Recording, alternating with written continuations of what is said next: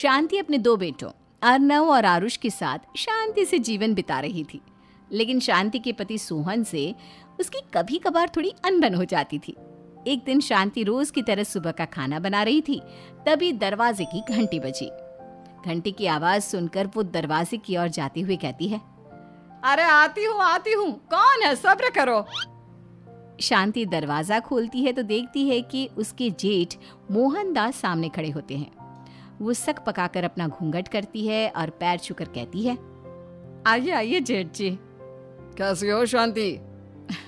जी मैं तो बिल्कुल ठीक हूँ, सब आपकी मेहरबानी है भाई साहब। शांति और मोहनदास की बातें सुनकर शांति का पति सोहन और उसके दोनों बेटे बाहर आ जाते हैं। अरे भैया राम राम, कैसे हो आप? राम राम भाई। अरे शांति, ऐसे खड़ी खड़ी क्या देख रही हो? चाय कॉफी कुछ लेकर आओ, भैया आए हैं। शांति तेजी से रसोई की ओर आगे बढ़ती हुए कहती है, अरे मेरी माँ, गेट खोलने के चक्कर में मेरे तो चावल ही जल गए। वो दौड़ी दौड़ी रसोई में जाती है और देखती है कि सारे चावल जल गए हैं। वो दोबारा चावल बनाने में लग जाती है। इतने में सोहन आवाज लगाता है, अरे शांति, तुम्हारे चावल का रोना खत्म हो गया हो तो चाय ले आओ। जी लाती हूँ अभी। शांति जल्दी जल्दी चाय बनाती है और मोहनदास को चाय देती है। सब एक दूसरे की खैर खबर पूछते हुए चाय पीते हैं।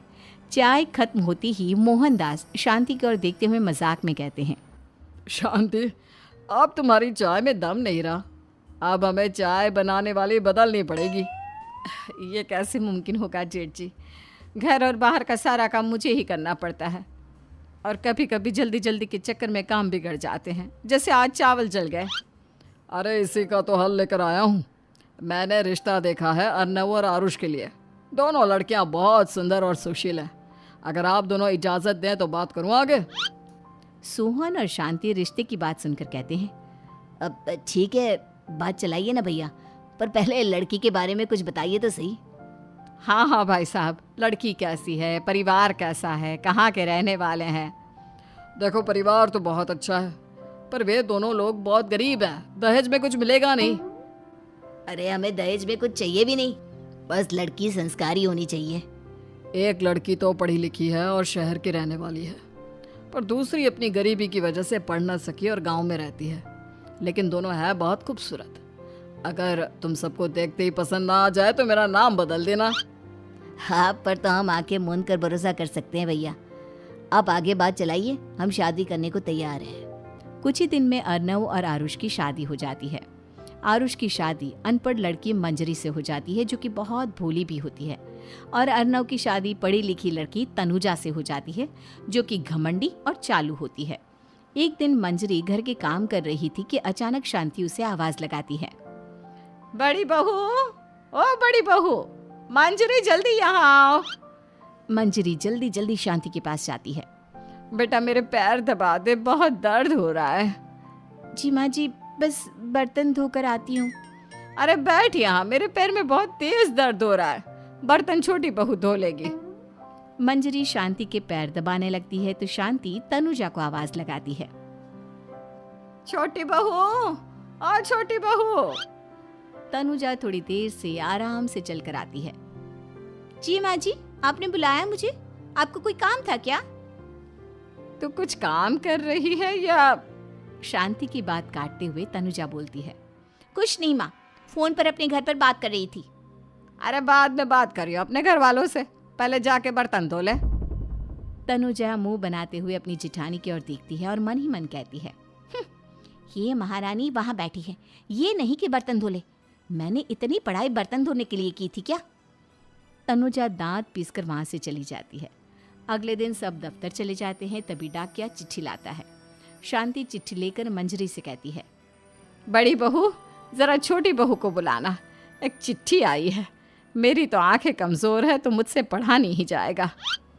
मंजरी तनुजा के पास जाकर कहती है, तनुजा, तुम्हें माँ जी बुला रही हैं। मुझ पर हुक्म मत चलाओ, काम बताओ काम। अरे मैंने तुम पर कहाँ हुक्म चलाया, और हुक्म चला भी दूंगी तो क्या हुआ? तुम तो मेरी छोटी बहन की तरह हो ना। तुम जैसी अनपढ़, जाहिल और गांव की गवार मेरी बहन नहीं हो सकती। बेचारी मंजरी तनुजा की बात सुनकर अपना सा मुंह लेकर रह गई। कोई चिट्ठी आई है, माँ जी तुमसे पढ़वाना चाहती है, बस इसलिए बुला रही हैं। मुंह टेढ़ा करके तनुजा मंजरी का मजाक बनाती हुए कहती है, अनपढ़ कहीं की। तनुजा का ऐसा बर्ताव देखकर बड़ी बहू बहुत दुखी होती है। तनुजा को अपनी पढ़ाई का घमंड इतना हो गया कि अब वो घर के कोई काम नहीं करती और अपनी जेठानी का मजाक बनाती रहती। तनुजा का ये बर्ताव अब उसकी सास को भी नजर आने लगा था। एक दिन शांति ने अपनी बड़ी बहू से कहा, मंजरी, तनुजा हर समय तुम्हारा मजाक उड़ाती है, तुम्हें गुस्सा नहीं आता क्या? आता तो है माँ जी, लेकिन मैं क्या करूं? जब भी उसे कुछ बोलती हूँ वो और भी जली कटी बातें मुझे सुनाकर चली जाती है। मैं उसे अपनी छोटी बहन की तरह प्यार करती हूँ, लेकिन उसके दिल में मेरे लिए कोई इज्जत नहीं। बहू, तूने वो कहावत सुनी है, जुल्म करने वाले से ज्यादा जुल्म सहने वाला अपराधी होता है। मंजरी अपनी सास का इशारा समझ जाती है। वो अपनी देवरानी को सबक सिखाने की ठान लेती है और एक दिन शांति अपनी दोनों बहुओं के साथ बैठी थी तो शांति अपनी बड़ी बहू से पूछती है, अरे बहू, शाम होने को है, कुछ सोचा है क्या बनेगा खाने में? माँ जी, मेरे तो सर में बहुत दर्द है आज। मेरी प्यारी देवरानी ही कुछ अंग्रेजी खाना बनाकर खिलाएगी। सुना है पढ़े लिखे लोग अंग्रेजी खाना बहुत अच्छा बनाते हैं, क्यों तनुजा? इतना कहकर मंजरी अपनी सास की ओर देखकर मुस्कुरा दी। तनुजा अपनी तारीफ सुनकर बहुत खुश हो गई। इतने में शांति कहती है, यह तो सच बात है छोटी बहू, ये तो मैंने भी सुना है। हम भी पक गए हैं बड़ी बहू के हाथ का खाना खा खा कर। तनुजा, तुम्हारी माँ भी तो तुम्हारे खाने की बहुत तारीफ करती हैं। आज हमें भी खिला दो कुछ अच्छा सा बनाकर। शांति की बात सुनकर छोटी बहू और आसमान पर चढ़ गई, पर उसे ये कहाँ पता था कि उसकी सास और जेठानी उसे सबक सिखाना चाहती हैं। तनुजा अपनी तारीफ सुनकर खुश तो बहुत होती है, पर सोचने लगती है, मुझे तो कैसा भी खाना बनाना नहीं आता, अब मैं क्या करूंगी? अगर मैंने इनको सच बता दिया तो मेरी सारी इज्जत मिट्टी में मिल जाएगी। अरे छोटी बहू, क्या सोच रही हो? खिलाओगी ना अपने हाथ का अंग्रेजी खाना? छोटी बहू हाँ में सर हिला देती है। अचानक से उसके दिमाग में एक आइडिया आता है, मैं इंटरनेट से देखकर कुछ बना लेती हूँ, मेरी वाहवाही पूरे घर में हो जाएगी। मुझे कौन सा रोज रोज बनाना है। माँ जी, आज आप सबको ऐसा खाना खिलाऊंगी, ऐसा खाना खिलाऊंगी कि। इतने में शांति छोटी बहू की टांग खींचते हुए कहती है कि पता नहीं कैसा खाना खिलाओगी, ए ऊपर वाले हमारी रक्षा करना। इतना बोलकर शांति और मंजरी दोनों जोर जोर से हंसने लगते हैं। अब तनुजा रसोई घर में चली जाती है और खाने की तैयारी करने लगती है, पर उसे रसोई घर की चीज़ों के बारे में तो कुछ नहीं पता।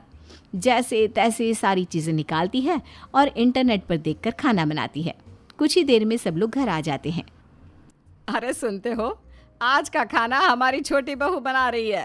अरे वाह, आज तो फिर कुछ अंग्रेजी खाना खाने को मिलेगा। कुछ ही देर में खाना बन जाता है तो छोटी बहू सबका खाना लगा देती है। इतने में बड़ी बहू कहती है, क्या बात है देवरानी जी, आज तो बहुत अच्छी खुशबू आ रही है। ये बात तो सही कही बड़ी बहू तूने, खुशबू तो अच्छी है, ऐसी खुशबू तो मेरे खाने में भी नहीं आती। सब मिलकर छोटी बहू की बहुत तारीफ करते हैं और छोटी बहू 7वें आसमान पर बैठ जाती है। अब सभी खाना खाते हैं। जल्दी जल्दी दो, अब तो मुंह में पानी आ रहा है। हाँ हाँ, मुझसे भी नहीं रुका जा रहा। जैसे ही सोहन एक निवाला खाता है तो उसकी आंखों से पानी आने लगता है। ये देखकर शांति सोहन से पूछती है, क्या हुआ जी, खाना इतना अच्छा बना है कि आंखों से पानी आ गया? सोहन चुप रहता है और धीरे धीरे से खाना शुरू कर देता है। इतने में सोहन छोटी बहू से कहता है, बेटी तुम भी तो खाओ, तुम क्यों रुकी हो, खाना सच में बहुत अच्छा है। ये कहकर सोहन जोर से हंस देता है। फिर सब खाना खाने लगते हैं, लेकिन खाने में नमक और मिर्च तेज हो गई थी। तनुजा से कोई कुछ नहीं बोलता, बल्कि उसे भी खाने को कहते हैं। जैसे ही छोटी बहू खाना खाती है वो पानी पानी कहकर चिल्लाती है, पानी, इसमें तो पानी। ये खाना तो सच में इतना अच्छा बना है कि हमारे साथ साथ देवरानी जी भी इसके स्वाद को कभी नहीं भूल पाएंगी। सही कहा बहू। तनुजा को अपनी गलती का एहसास हुआ और उसने अपनी सास से कहा, माँ जी ये मेरी गलती नहीं है, इंटरनेट पर दिखाया था कि 4 चम्मच नमक और मिर्च डालने हैं। अब मंजरी को भी मौका मिल गया और उसने तनुजा पर तंज कसा। नाच न जाने आंगन टेढ़ा, हर जगह अपनी पढ़ाई दिखाती हो, दूसरों का मजाक उड़ाती हो। अब पता चला ना, हर चीज़ में पढ़ाई काम नहीं आती। और तुम तो शहर में रही हो, तुम्हें तो मुझसे भी अच्छा खाना बनाना आना चाहिए ना। बेटा, अगर तूने ठीक से सब सीखा होता तो आज तुझे शर्मिंदा नहीं होना पड़ता। बात शहर या गांव की नहीं होती। मंजरी गांव से आई है, लेकिन उसे घर का काम करना और खाना बनाना सब अच्छी तरह से आता है।